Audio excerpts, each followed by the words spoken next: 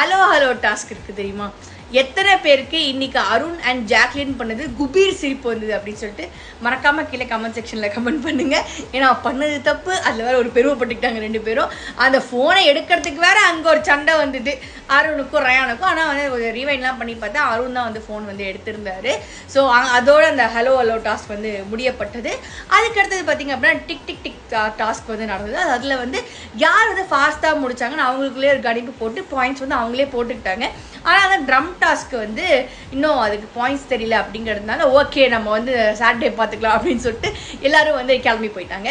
So என்ன பார்த்தீங்க அப்படின்னா முத்து, மஞ்சரி அண்ட் ஜாக்லின் ரயான் என்ன பண்ணுறாங்களோ அதை போய் சில பேர்கிட்ட சொல்கிறாங்க.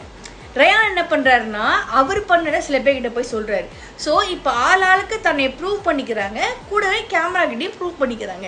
இப்போ பார்க்க நம்மளுக்கு எப்படி இருக்குன்னா என்ன பண்ணிட்டு சாரி கேட்டிங்க அப்புறம் ஏன்டா ப்ரூவ் பண்ணுறீங்க அப்படிங்கிற மாதிரி எனக்கு வந்து தோணுச்சு. அந்த சௌந்தர்யா வந்து பாருங்கள் முத்துக்குமரனோட அந்த யுக்தியை வந்து இப்போ தான் கண்டுபிடிச்சிருக்காங்க.